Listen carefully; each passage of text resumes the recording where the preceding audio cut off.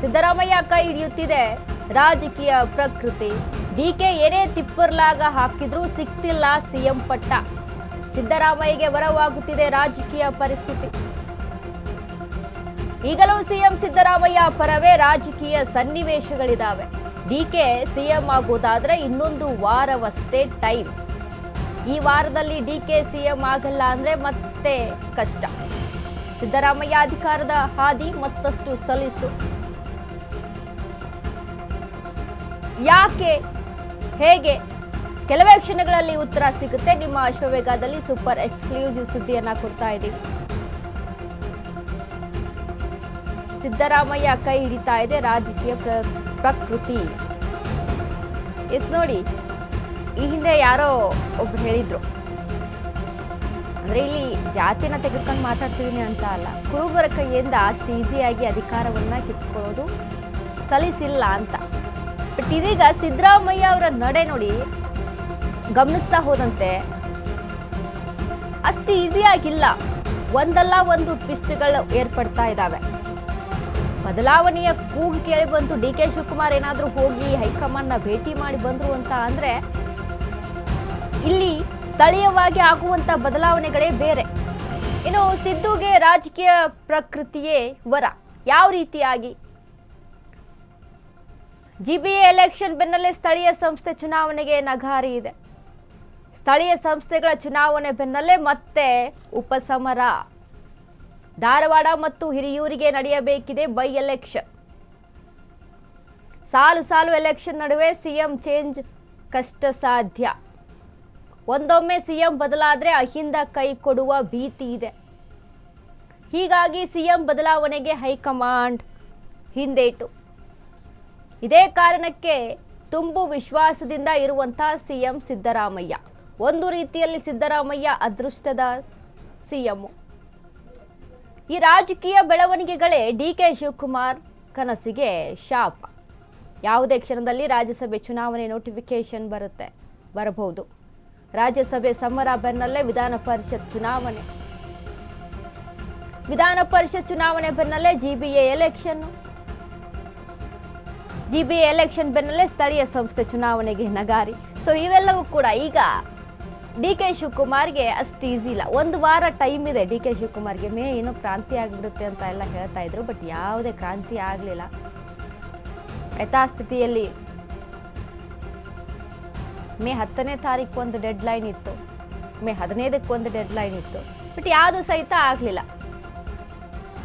ಇಂಥ ಡೇಟ್ಗಳು, ಇಂಥ ಟೈಮ್ಗಳು ಬರ್ತಾ ಇರ್ತವೆ ಅಂತ ಎಷ್ಟೋ ಅವರ ಪಕ್ಷದಲ್ಲೇ ಎಷ್ಟೋ ನಾಯಕರು ಮಾತನಾಡಿದ್ರು. ಬಟ್ ಇಲ್ಲಿ ಸಿದ್ದು ಪರ ಇದೆ ರಾಜಕೀಯ ಒಲವು, ರಾಜಕೀಯ ಪ್ರಕೃತಿಯ ವರ ಈಗ ಸಿದ್ದುಗೆ. ಒಂದ್ ಕಡೆ ಅಷ್ಟು ಈಸಿಯಾಗಿ ಸಿದ್ದರಾಮಯ್ಯ ಅವ್ರನ್ನ ಕುರ್ಚಿಯಿಂದ ಇಳಿಸೋದಕ್ಕೆ ಹೈಕಮಾಂಡ್ಗೂ ಆಗಲ್ಲ. ಅಹಿಂದ ಮತಗಳ ಬೇರ್ಪಡುವಂತ ಭೀತಿ ಹೆಚ್ಚಾಗಿದೆ. ಯಾಕಂದ್ರೆ ಡಿ ಕೆ ಶಿವಕುಮಾರ್ ಕಾಂಗ್ರೆಸ್ನಲ್ಲೇ ಇರಬಹುದು ಅಥವಾ ಕಾಂಗ್ರೆಸ್ನಲ್ಲಿ ಅಹಿಂದ ಪರವಾಗಿ, ಅಲ್ಪಸಂಖ್ಯಾತರ ಪರವಾಗಿ ಮಾತನಾಡ್ಬೋದು. ಬಟ್ ಸಿದ್ದರಾಮಯ್ಯ ಅವರನ್ನ ನಂಬಿದಂಥ ರೀತಿಯಲ್ಲಿ, ಸಿದ್ದರಾಮಯ್ಯ ಅವರನ್ನ ಮೇಲೆ ಇಟ್ಟಿರುವಂಥ ವಿಶ್ವಾಸ ಡಿ ಕೆ ಶಿವಕುಮಾರ್ ಮೇಲೆ ಇಲ್ಲ. ಕಾಂಗ್ರೆಸ್ ಪಾಳೆಯದಲ್ಲಿ ಅಹಿಂದ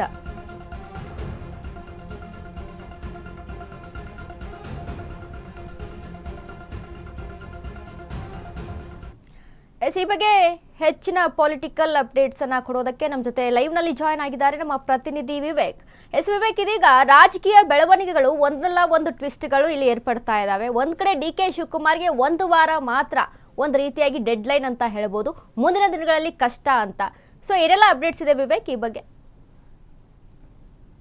ಎಸ್ ವನಿತಾ, ಕಳೆದ ಒಂದು 6-7 ತಿಂಗಳಿಂದ ಕೂಡ ಅಷ್ಟೇ ಪವರ್ ಶೇರಿಂಗ್ ವಿಚಾರವಾಗಿ ನಮ್ಮ ರಾಜ್ಯದಲ್ಲಿ ಸಾಕಷ್ಟು ಗೊಂದಲಗಳು ಕೂಡ ನಡೀತಾ ಇದೆ. ಒಂದ್ ಕಡೆ ಮುಖ್ಯಮಂತ್ರಿ ಬಣದವರು ಕೂಡ ಇನ್ನೇನು ಯಾವುದೇ ಬದಲಾವಣೆ ಇಲ್ಲ, ಸಿದ್ದರಾಮಯ್ಯನವರೇ ಮುಂದುವರಿತಾರೆ ಅಂತ ಪದೇ ಪದೇ ಉಚ್ಚಾರವನ್ನ ಮಾಡ್ತಾರೆ. ಅದಾದ ಬಳಿಕ ಡಿನ್ನರ್ ಮೀಟಿಂಗ್, ಲಂಚ್ ಮೀಟಿಂಗ್ ಗಳಿಗೆ ಜಾಯಿನ್ ಆಗ್ತಾ ಇರ್ತಾರೆ.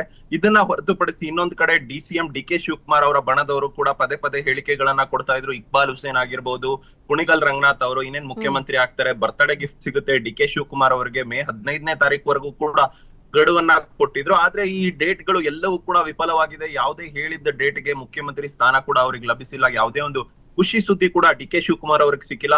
ಆದ್ರೆ ಸದ್ಯದಲ್ಲೇ ಇನ್ನೇನು ಈಗ ಏನು ಪಂಚರಾಜ್ಯಗಳ ಚುನಾವಣೆ ನಡೀತು, ಪಂಚರಾಜ್ಯಗಳ ಚುನಾವಣೆ ಆದ ಬಳಿಕ ಫಲಿತಾಂಶ ಬರುತ್ತೆ. ಫಲಿತಾಂಶದ ಬಳಿಕ ಅವರನ್ನ ಮುಖ್ಯಮಂತ್ರಿ ಆಗಿ ಆಯ್ಕೆ ಮಾಡ್ತಾರೆ ಅನ್ನೋ ಒಂದಿಷ್ಟು ಚರ್ಚೆಗಳು ಕೂಡ ಕೇಳಿ ಬಂದಿತ್ತು. ಅದಾದ ಬಳಿಕ ಮತ್ತೆ ಕೇರಳ ಮುಖ್ಯಮಂತ್ರಿ ಆಯ್ಕೆ ಆದ ಬಳಿಕ ಇವರನ್ನ ಕೂಡ ಬದಲಾವಣೆ ಮಾಡ್ತಾರೆ, ನಮ್ಮ ರಾಜ್ಯದಲ್ಲಿ ಮುಖ್ಯಮಂತ್ರಿ ಬದಲಾವಣೆ ಅನ್ನೋ ಮಾತುಗಳು ಕೂಡ ಕೇಳಿ ಬಂದಿತ್ತು. ಆದ್ರೆ ಅದಕ್ಕೂ ಎಲ್ಲದಕ್ಕೂ ಕೂಡ ಈಗಾಗಲೇ ತಣ್ಣೀರು ಎರಸಿದಂತೆ ಆಗಿದೆ. ಯಾಕಂದ್ರೆ ಅಲ್ಲಿ ಕೇರಳದಲ್ಲಿ ಆಯ್ಕೆಯಾಗಿ 3-4 ದಿನಗಳಾಯ್ತು, ಆದ್ರೂ ಕೂಡ ಇಲ್ಲಿ ಕರ್ನಾಟಕ ವಿಚಾರವಾಗಿ ಯಾವುದೇ ಚರ್ಚೆಗಳು ಆಗ್ತಾ ಇಲ್ಲ. ಮತ್ತೆ ರಾಯ್ ರೆಡ್ಡಿ ಅವರು ಪದೇ ಪದೇ ಅದೇ ಉಚ್ಚಾರವನ್ನ ಮಾಡ್ತಿದ್ದಾರೆ, ಮುಖ್ಯಮಂತ್ರಿಯಾಗಿ ಸಿದ್ದರಾಮಯ್ಯನವರೇ ಮುಂದುವರಿತಾರೆ ಅಂತ. ಮತ್ತೊಂದು ಕಡೆ ಕ್ಯಾಬಿನೆಟ್ ರೀಶಫಲ್ ಎಂಬ ವಿಚಾರಗಳು ಕೂಡ ಕೇಳಿ ಬರ್ತಾ ಇದೆ. ಒಂದ್ ಕಡೆ ಏನಾದ್ರು ಕ್ಯಾಬಿನೆಟ್ ರೀಶಫಲ್ ಆದ್ರೆ ಡಿ ಕೆ ಶಿವಕುಮಾರ್ ಅವರಿಗೆ ಮುಖ್ಯಮಂತ್ರಿ ಸ್ಥಾನ ಲಭಿಸೋದು ಬಹುತೇಕ ಡೌಟ್ ಅಂತಾನೆ ಕೇಳಿ ಬರ್ತಾ ಇದೆ. ಜೊತೆಗೆ ಈಗಾಗಲೇ ಏನು ರಾಜ್ಯಸಭಾ ಚುನಾವಣೆ ಯಾವುದೇ ಸಂದರ್ಭದಲ್ಲಾದ್ರೂ ಘೋಷಣೆ ಆಗ್ಬೋದು. ಈಗಾಗಲೇ ಜೊತೆಗೆ ನಮ್ಮ ರಾಜ್ಯದಲ್ಲೂ ಕೂಡ MLC ಚುನಾವಣೆ ಕೂಡ ನಡಿಬೇಕಿದೆ, ವಿಧಾನ ಪರಿಷತ್ ಚುನಾವಣೆ. ಆ ಪರಿಷತ್ ಚುನಾವಣೆ ಏನೇನ್ ಘೋಷಣೆ ಆದ ಬೆನ್ನಲ್ಲೇ ಯಾವುದೇ ಮುಖ್ಯಮಂತ್ರಿ ಬದಲಾವಣೆ ಮಾಡಿದ್ರೆ ಕಾಂಗ್ರೆಸ್ಗೆ ಡ್ಯಾಮೇಜ್ ಆಗುತ್ತೆ ಅನ್ನೋ ನಿಟ್ಟಿನಲ್ಲಿ ಯಾವುದೇ